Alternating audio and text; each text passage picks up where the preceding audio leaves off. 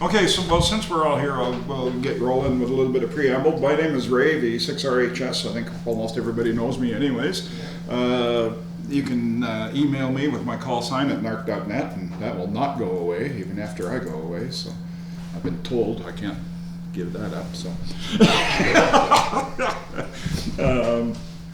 So welcome to the Advanced. I don't know if everyone knows, let's do a little round table introduction. I think almost everyone knows each other here, but anyways, once again, I'm Ray, VE6RHS.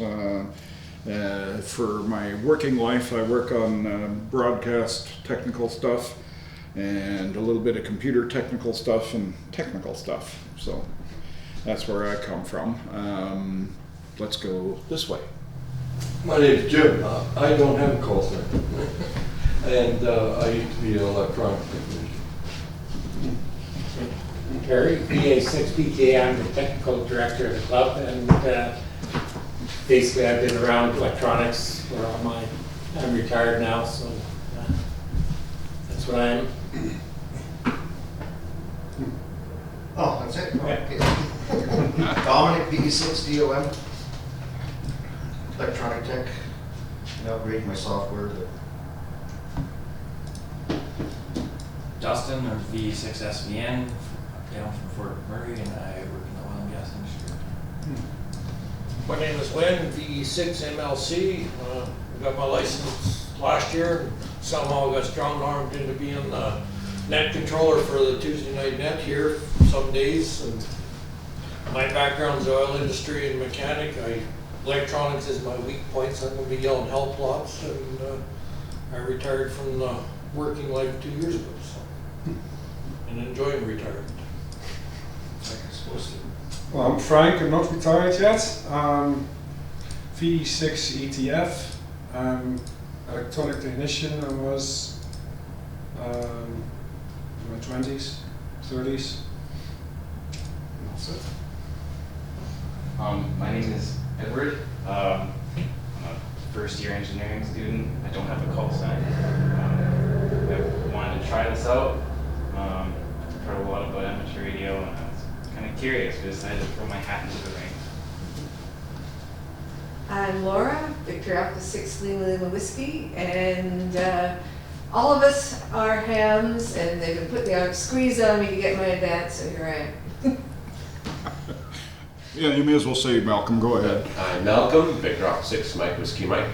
I've, as you know, here recording this course because I managed to record most of my advance except the first day. And lots of people requested the copies of the recordings, and everyone was happy with that, so I think it'd be quite useful. Okay, great. Continuing on. I heard a number of you have at least some formal electronics training in the past, if not even the present. You guys will probably be way ahead on this course because this course is mostly electronic theory. And there is some math, and I know people absolutely hate math and stuff, but honestly, if you have a calculator with a square root key on it, that's about as complex as we're going to get with math. Okay, it's not going to be that bad. Everybody has a copy of this book, hopefully. It doesn't matter if it's an old one or a new one, but in the back of the book there's an appendix, number 1, math skills. And it's actually written quite well, and they start with addition and subtraction and multiplication and division and stuff like that, and they talk about exponents and all that kind of stuff. So if you need a reminder or a brush up, just look at the back of that book, and it's actually laid out quite well. Pretty basic stuff. Sometimes you just need a refresher, but don't get too worried about the math. Like I say, if you got a calculator with a square root key on it, you're home. We're not going to really go, we will be talking about, Bessel integral functions when we talk about FM, but you're not going to be calculating long chain, integration or anything like that. It's just more of the concept rather than the actual calculations. So this course is basically based on my lack of experience and my lack of knowledge on how to teach courses. What I did was, in this pile of paper that's in front of you all, mine's in a duotang, and I think there's some empty duotangs up there, and some whole bunches of people want to make a book like this. You could do that. What I did was I took the entire advanced question bank, which you just download from what used to be Industry Canada, and I went through every question and I said, okay, what do you need to know to answer this question? And from doing that exercise, I built myself an outline of this course from beginning to end, and my outline is 13 and a half pages long. You guys have it on one piece of paper. Okay, mine's 13 and a half pages long because I go through every one of those points in detail and I point out where I can find it in the manual. So really, what I'm trying to say is, if I spend a lot of time on the topic, that means that there's a lot of that material on the exam. If I glance very quickly over a topic or even skip a topic entirely, that means that there's basically none of that on the exam. Okay, so really the course is geared to the exam questions, which might be the wrong approach, but the whole idea here is to get you your advanced qualification. For those of you that do not have a call sign yet, getting the advanced qualification doesn't get you a call sign. You still have to have a basic. So I know the two of you here. You can go ahead with the advanced and get the qualification, but you still can't get on the air because you can't get a call sign without the basic, and that's just the way the Canadian rules work. The basic is actually more information than this course because the basic includes some electronic antenna theory, which this course is, but in addition to that, there's Q signals and operating procedures and disaster procedures and propagation, bouncing things off the air and all that kind of stuff. And that's additional in the basics. So what does the advanced get you? Well, everybody has different reasons for getting advanced. Some people just want to, do every qualification on the book. But the advanced does a number of things for you. First off, it lets you run higher power, whereas with the basic, I believe you're limited to 250 watts. With the advanced, you're limited to, well, if you read the regulations, you're limited to 1,000 watts. However, in the fine print, they say that you can run 3 dB more than 1,000 watts. 3 dB, by the way, is double. So you could actually run 2,000 watts with an advanced and get away with it. Okay, so more power, which is not necessarily a good thing, but you can run more power. Another thing, if you electronics technician types or electronics engineer types, with your advanced, you can design and use your own transmitters. Okay, with a basic, you can design and build everything but a transmitter. With the advanced, they assume you know enough about radio and electronic theory that you can build a transmitter that's not going to splatter all over the air and cause interference. So that's another thing, is you can build your own transmitting equipment. And we're talking homebrew from scratch. By the way, if you go buy a kit from all these electronic kit manufacturers, you don't need an advanced to build a kit transmitter, because that kit was designed and built by somebody supposedly who knows what they're doing. So, so you can scratch build your own transmitting equipment. That's another thing you can do with the advanced. Another thing you can do with the advanced is you can sponsor an amateur radio club call sign, like you see the Northern Alberta Radio Club call signs up here on the wall. I'm the sponsor for that because I hold my advanced qualification. So if you wanted to make the Leduc Amateur Radio Group, for example, you can sponsor that because you hold an advanced. And it really becomes an additional call sign tagged to your name, but it's classed as a club and stuff like that. So that's another thing. If you're maybe in a rural area and you have a group of interested people and you want to put together a club, and there is advantages to putting together a club. For example, you can buy repeaters from the ICOMs and the Yaesu for real cheap, like a quarter of the retail price, as long as you're a bona fide club. You just fill out a form, email it to Yaesu USA, and they said, sure, we'll sell you a repeater for $500, and that repeater is over 2,000 retail. So there is some benefits to that, so it's something to think about. So you can sponsor a club with an advanced. What else can you do with an advanced? Probably the biggest one is remote control. Nowadays, with the internet and being able to remote control things over IP or whatever, One of the little regulations, and they changed this not that long ago, about 3 or 4 years ago, is if you want to operate a station remotely, if you can change the frequency or the operation mode, in other words, AM, FM, single sideband, of that station, you have to have your advanced. Okay. So something like a 2-meter repeater, you have no control over that repeater. It's on a fixed frequency and it's FM only, then you don't need your advanced. But if you're controlling a radio where you can change the frequency, band to band or within the same band, and or the mode type, in other words, AM, FM, single sideband and stuff like that, you need your advanced for that. So remote control is getting very popular nowadays, just because we're getting high-speed internet almost everywhere. Is that only in relation to HF? Like That's any station. So that's even my handheld that I can. Even your control my mobile handheld, with? yeah, yes, exactly, yeah. And they don't say that. All they say is remote control of a station, which means however you're doing it, whether it's over the internet or over another RF link or however you're doing it. So that one there is a really big kicker for a lot of people to get their advanced, is just to get that remote control. So yeah, if you can change the frequency or the mode of a remote radio, you need your advanced. And this is why, like for example, we have a couple of HF rigs next door here that are tied to the internet. We, as a club, Northern Alberta Radio Club, we have to actually make sure that the people operating that have their advanced. So the onus is on us to go and check, oh yeah, this person has this advanced, no problem, we let them on. If you don't, well, sorry, it's receive only.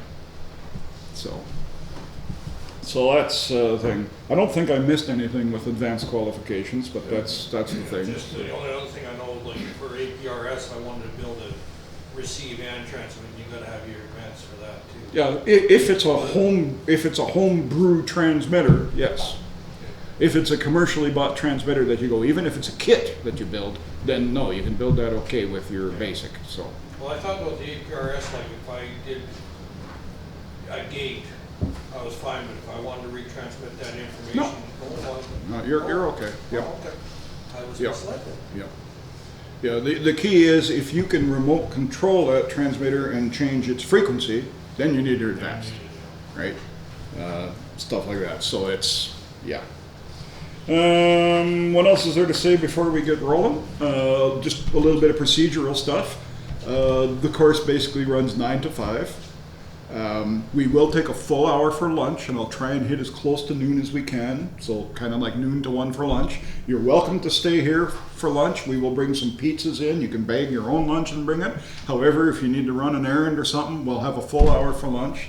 I do try and take a mid-morning and a mid-afternoon break around 10 o'clock and around 3 o'clock, something like that. It'll be a little bit varied. We'll take about a 10-minute break so we get up, walk around, go to the washroom, whatever. I know people have appointments and lives. If you need to leave early, please leave early. In all the paper in front of you there, one of them is an outline, and I think most of the people picked that out already. We're probably, by the end of today, we're going to be down at about step 20 or 21. Okay, just to give you an idea. And then tomorrow will be another full day and stuff like that. So, if you do miss something, you can at least get an idea of what we were talking about. This outline is basically the order that we're going in. It doesn't necessarily follow the exact order of the chapters in the book. It's very close, but there's some times that I'm going to jump ahead a couple of chapters and then we'll come back and stuff like that.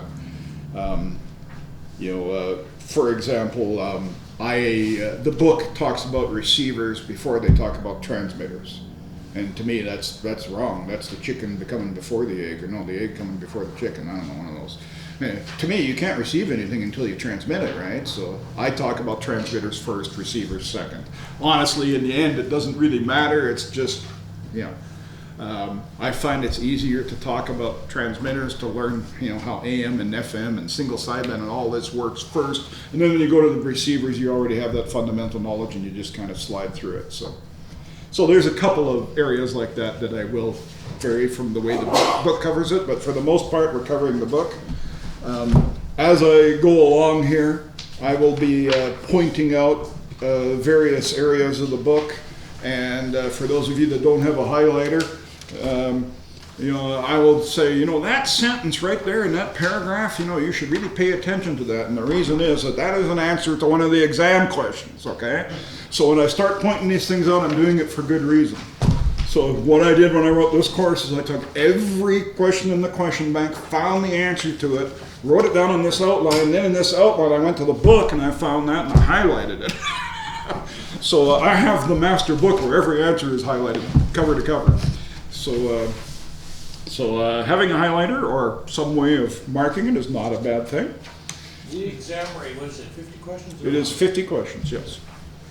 And it, yeah, sure you can memorize that. No problem. 100 questions, whatever it is.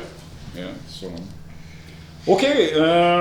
I don't think we had anything more preliminary stuff. Questions? Yeah. Yeah, actually. Well, I was kind of hoping to actually get the basic qualification as well as this. Is it alright if, say, I take this course at a different time then instead? Because I was looking to get my call sign as well here. Yeah, absolutely. So, So if I could. The other thing, if you take this, then you've got that, right? You've got it. But, and Honestly, you can self-study the basic and break, or one of our examiners will do it to your schedule. You don't have to wait for the course taking exam.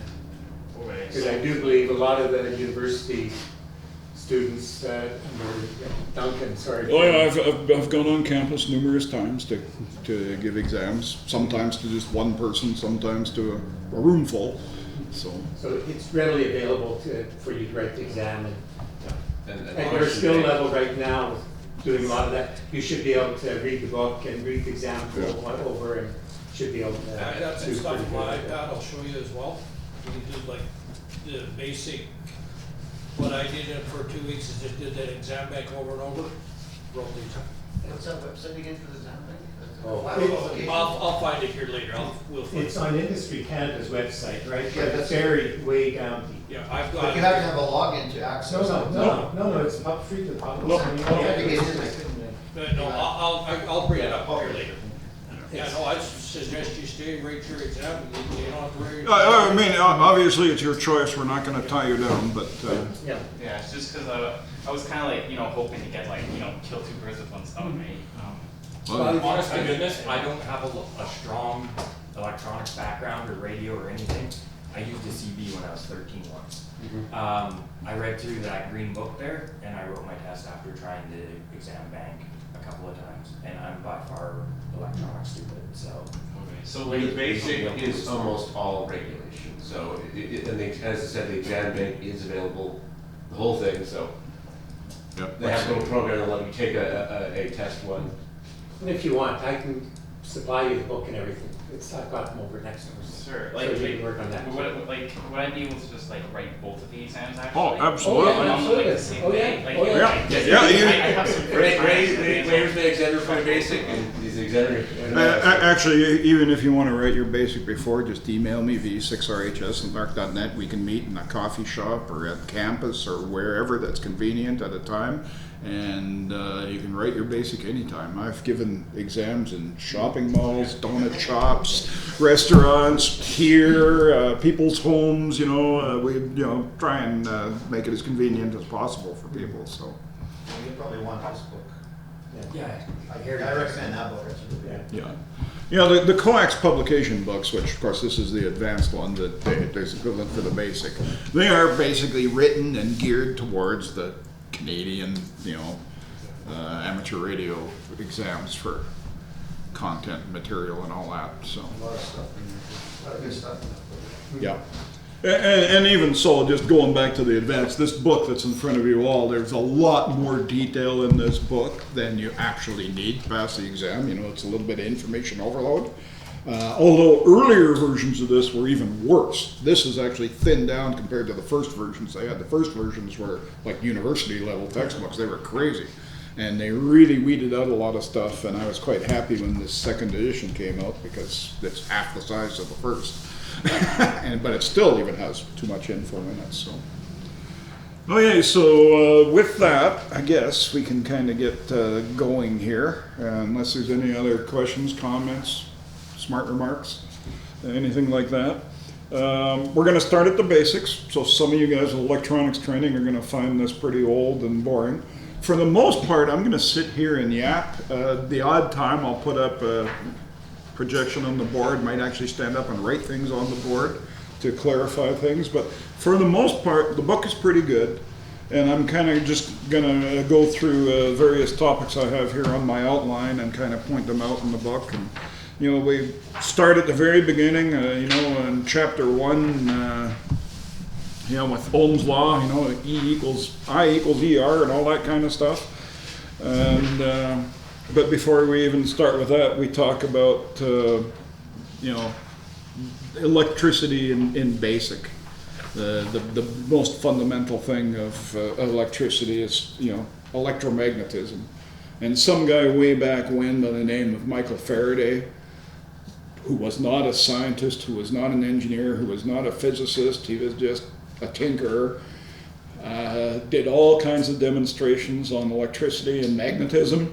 And he was pretty damn sure that electricity and magnetism are manifestations of the same thing, but he didn't have a mathematical background or, you know, scientific background to prove that. And turns out he was right. Electricity and magnetism are manifestations of the same thing.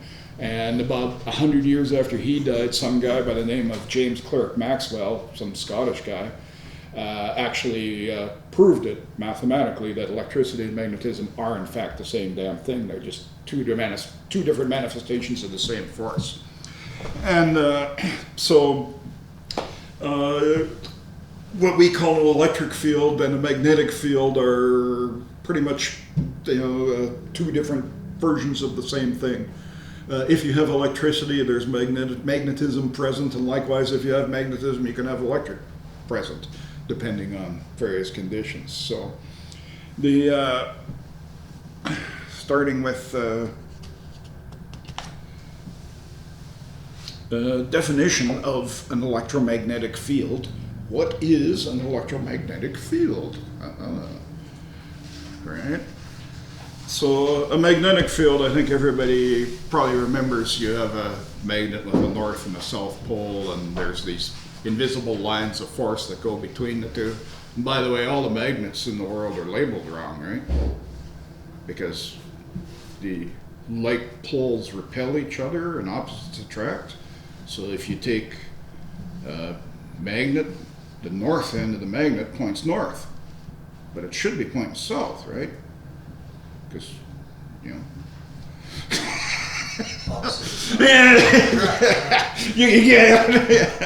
Anyways, yeah, they're north and south because they're, you know, in the early days, the Earth has a magnetic field, which nobody really realized until they started playing with strings and magnets, and they always found that, hey, this thing always points the same direction. Okay, well, we're going to call that the North Pole, and we're going to call that the South Pole simply because one points north, one points south.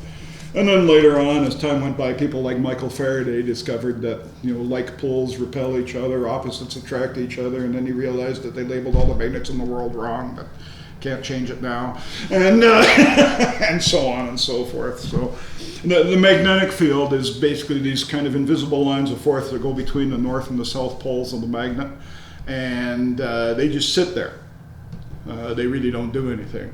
And as soon as you pass a conductor, a piece of wire, through those lines of force, all of a sudden there will be an electric current. Electrons or little pixies will start to flow in that piece of wire.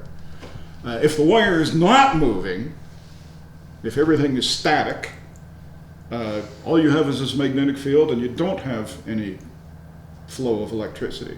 There has to be movement involved. So either the magnet has to move, or the chunk of wire has to move, or maybe both, but there has to be movement involved for electricity to start flowing. And this is how generators and alternators and all electricity we have is produced. It's all on that fundamental theory where you have a magnetic field and you're moving a wire through it. In large scale generation, the magnetic field is, sometimes it is a permanent magnet, and a lot of times there's a rotating coil of wire inside it. And that's where we get the electricity from, in the simplest forms, just electrical generator. So the electromagnetic field is, the electromagnetic field, once again, the field is this invisible lines of force.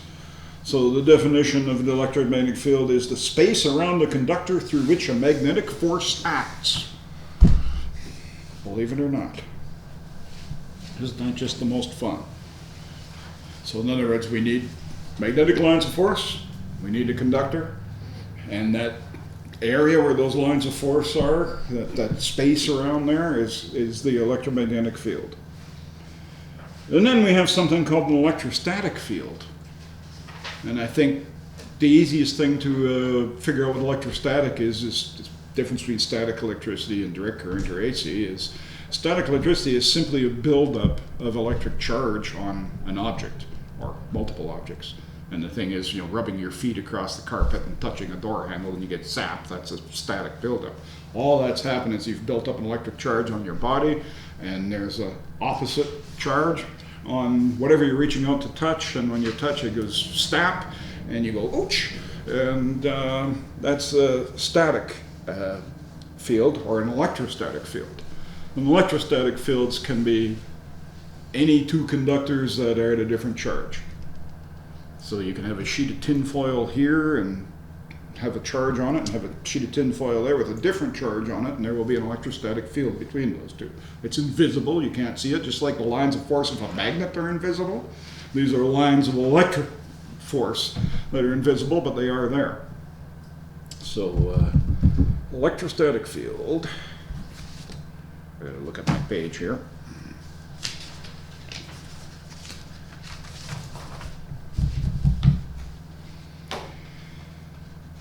Okay, good. Continuing on. Oh yeah, we talked about a wire and we talked about electrons flowing through the wire. Electrons, of course, are little pissant, tiny, tiny, tiny particles, way too small for us to see even with big microscopes. Okay. When the electrons flow through a wire, what direction do they go? Well, electrons are negatively charged, so they're going to flow from the negative to the positive, right? Because negatives repel each other, opposites attract to the positive. So the thing is, if we put a magnetic field around the wire, how do we determine which way the direction goes? Now, the magnetic field has a direction from north to south. It's your left hand. Okay, it's your left hand rule, you got it. So you hold your left hand up, and you imagine your fingers are the direction of the magnetic field from north to south. The electrons will flow in the direction of your thumb. So left hand rule. So the direction of the magnetic field, which goes from north to south, is the curl of your fingers, if you will, and then your thumb is the direction of the electron flow. So the left hand rule is what defines electron flow. And as you guys that have studied electronics know, we don't really talk about electron flow much. In electronics, we talk the opposite direction, what we call conventional current flow. So, but the electrons, those little tiny pixie particles, flow in the direction of your thumb on the magnetic field using your left hand.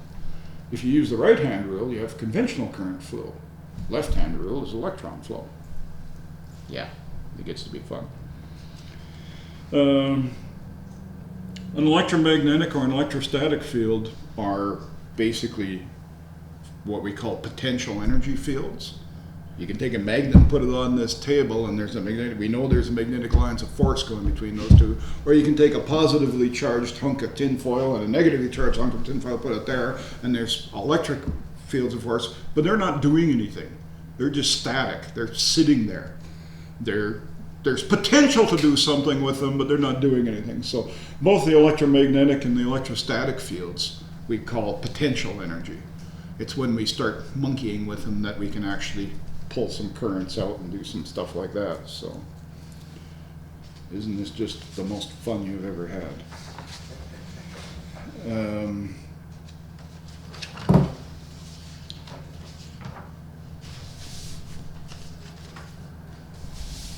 We talked about how to generate power, moving a wire through a magnetic field or vice versa, moving a magnetic field through a wire. That's going to generate a current flow. The electrons are going to go in the direction of your thumb if the field goes that way and stuff. But all those electrons are going in the same direction. So we call that direct current. DC just simply means that the flow of electrons, or the flow of conventional current, is in the same direction. Okay, it doesn't change. It may stop and may come back on, so, you know, intermittently, but when energy is flowing, it's all flowing in the same direction as DC.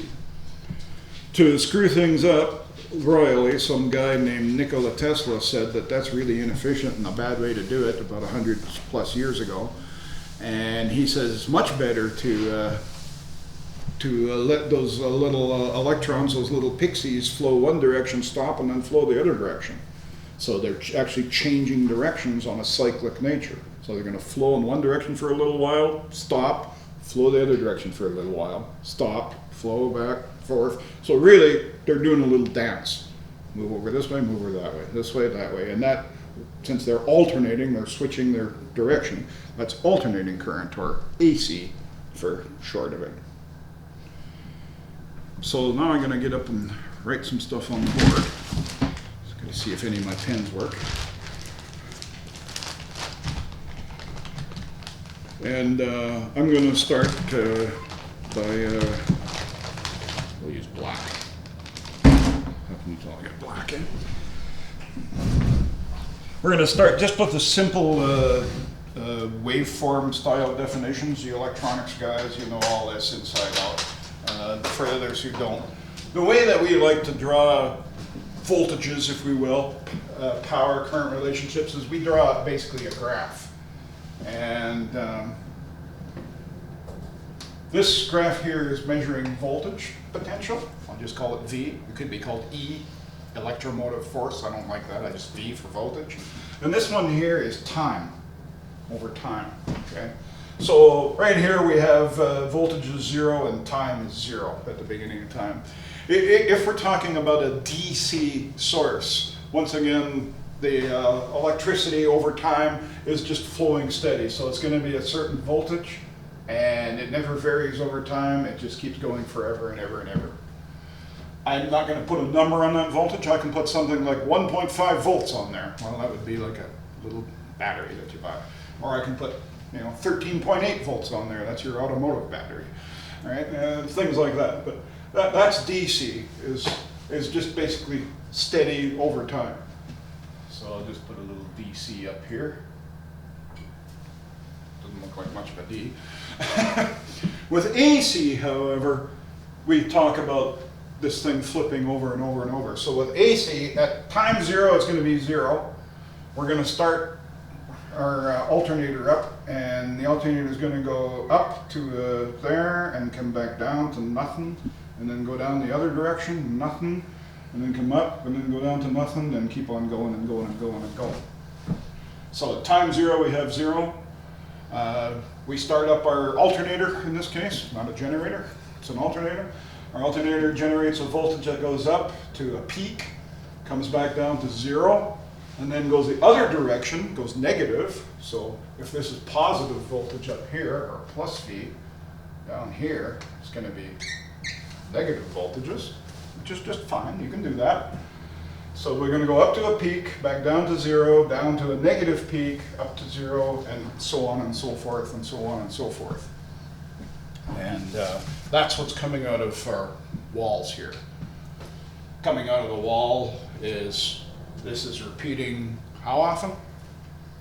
60 cycles, which means from there all the way through to there, from this point right here to 0, takes how long? 1/60th of a second, which, come on, somebody's got a calculator. What's 1 divided by 60? How many seconds? Yeah, you can use a smartphone too. I don't know, smartphones are fine for calculators. 0.02. 0.02. Does that sound right? No. No. He says no. What's 1 divided by 60?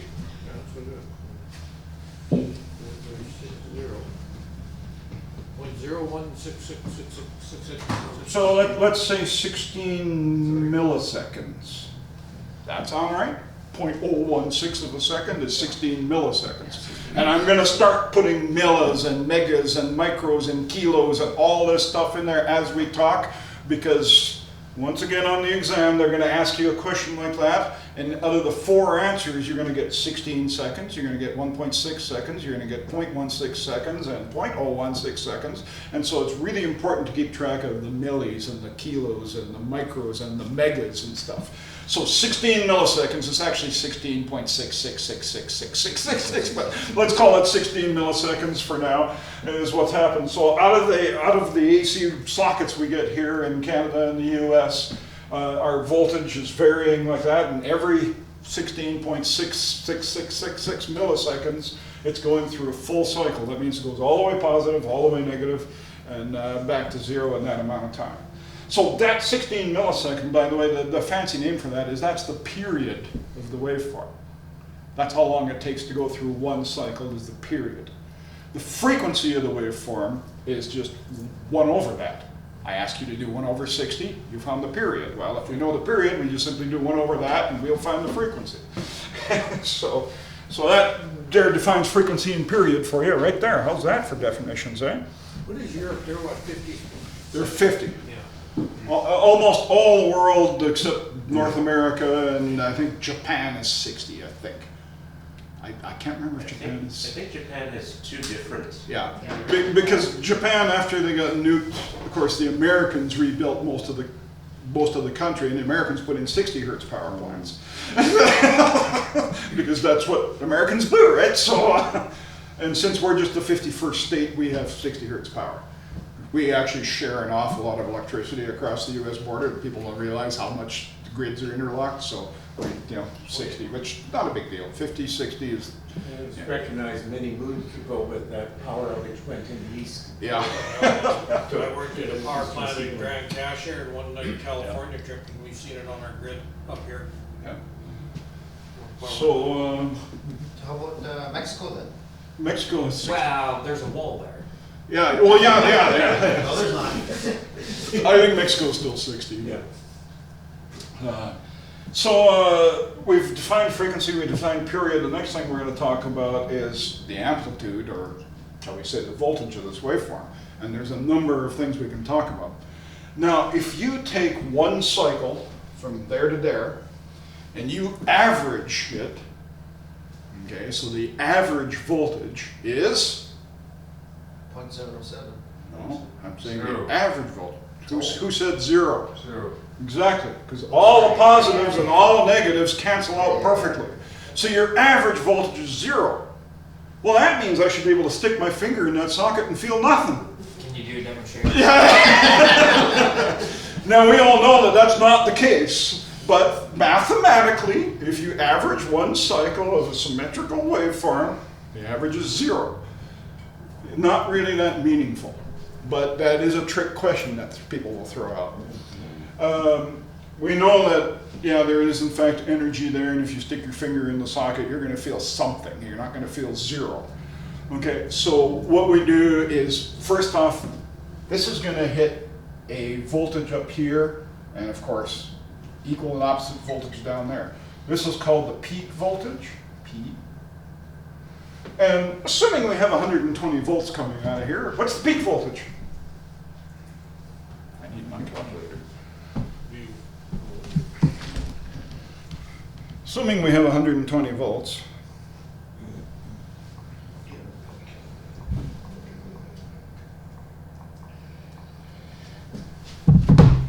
the peak voltage here is going to be, I'll just write it over here, Vp is roughly 170 volts. Okay, which means down here, V minus is going to be minus 170 volts because it's equal but opposite. So the peak to peak voltage, or VPP, is roughly 340 volts. But you say, Ray, that's bullshit because we know there's 120 volts coming out of there.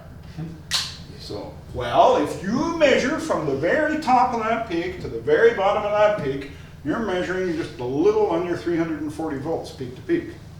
And that is a valid measurement. a lot of times you will see voltages, AC voltages, referred to as peak or peak-to-peak voltages. This is a valid way of doing it, okay, but it's not really the convention that we're used to. So why do we say 120? Why do we say 120? Well, really good, because what we want to do is, we know that if you average this out, it comes to 0, but that's kind of a bullshit thing, because there's energy there. It's not 0 when you stick your finger in the socket. We want to come up with basically a DC equivalent of this waveform, okay? And I'm going to just grab a different color pen here so it's not black. We'll try either blue or red. So what I'm going to do is I'll use blue. So if we wanted to take a DC equivalent of this, the first thing I'm going to do is I'm going to ignore this negative part. There's energy flowing up here, and there's energy flowing down here. It just happens to be flowing in the opposite direction, but the point is there's still energy there. So for the sake of this exercise, let's just forget it goes negative, and I'm going to go like this. Okay? So now, if we wanted to make this equivalent of a DC, forget it goes negative. Now we have what looks like a DC that starts and stops, okay? But DC, as we see, is just a solid line.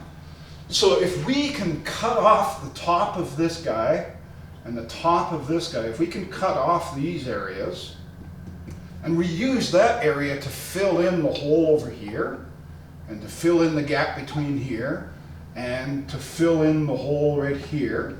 Okay, so we cut it off the top of those to fill in the holes, so we get basically a solid, what looks like a DC line. It turns out that that thing right there is, somebody said it earlier, 0.707. 0.707 of the peak. Okay, so if you take 170 times 0.707, what do you get? 120. 120. Okay. So sorry for another question here. Why did we, when I was growing up, everybody always said 110? And then It used to be 110, and then it went up to 115, and it went up to 117. And now if you stick your meter in that socket, and we have a meter next door, we can stick a meter in it and see, it's probably over 120. The power companies over time have been slowly going up and up and up. Okay. So, yeah. But the power, it does vary too. It does vary a yes. little bit Yeah, too. peak time, load, and then. Yeah, it goes up and down, up and down. I just remember somebody saying one time when I said 110, they said, you don't know what you're talking about, it's 120. And I'm like, Yeah. okay, sure, Yeah. whatever. I bought a voltage regulator because I don't know if there's something wrong with our transformer or what, but it goes up and down. Oh yeah, it goes up and down with varying loads and stuff. It's not perfect. Power company is not perfect by any stretch of the imagination. It's a lot better in the cities. Yeah, further away, out in the boonies, Yeah, it that's gets right. pretty hairy. So- That's right, because you gotta realize that the resistance is changing over the distance of the wires Right. that you're traveling from the source. I'm going to keep this in blue, so sorry, that's a V voltage. RMS equals 120 volt. So RMS is a mathematical term that means root mean square. We don't really care about how the math works, but just from the words root mean square means you're taking the square of everything. So when you take a negative number and square it, it becomes positive. So just like I kind of showed how we flip this up to the positive. And then you take a mean of it, which is an average of it. And then you take a square root of all that, and you end up with 0.707. So isn't that cool? And 0.707, once again, is an approximation. That's not the exact number. The exact number is one of these numbers that goes on forever and ever and ever. And everybody, Sort of like pi. Irrational number. yeah, anybody know what the real number is if you're a mathematician? So RMS is 1 divided by the square root of 2. The square root of, is that right? 1.1. Yeah. 4.1. Yeah, 1.141, that goes on forever and ever and ever. Because what two numbers do you multiply together to get 2? 1.41 something, something, something, something, something, something, something, something. Well, that's the mathematical thing for root mean square. We don't particularly care how they got it. The important thing is to remember the definitions. So with an AC waveform, we've defined the period as how long it takes to go through one full cycle. The frequency is just the reciprocal of the period. Okay. Peak voltage is how high it gets to the peak. Peak to peak is basically twice the peak voltage, peak to peak. But the thing that we talk about, and when we talk about AC voltage is 120 volts or whatever that case may be, what we're talking about is root mean square or RMS voltages. Nobody ever says root mean square, it's just RMS. And if someone in general, like myself or any electronics person, is talking about AC voltages, you automatically assume it's RMS unless they specify peak or peak to peak. And they will actually put a little P or a P to P like that to specify peak or peak to peak. But if there's nothing after it, if there's no RMS, it's assumed to be RMS. Okay? So RMS is basically, shall we say, the DC equivalent of what that AC can do. Because if you talk average, the average is 0. And that's a bunch of hooey, because we all know you don't go stick your finger in there because the average is 0. It's a much more useful number to talk about the DC equivalent of an AC waveform. Isn't that just the most fun?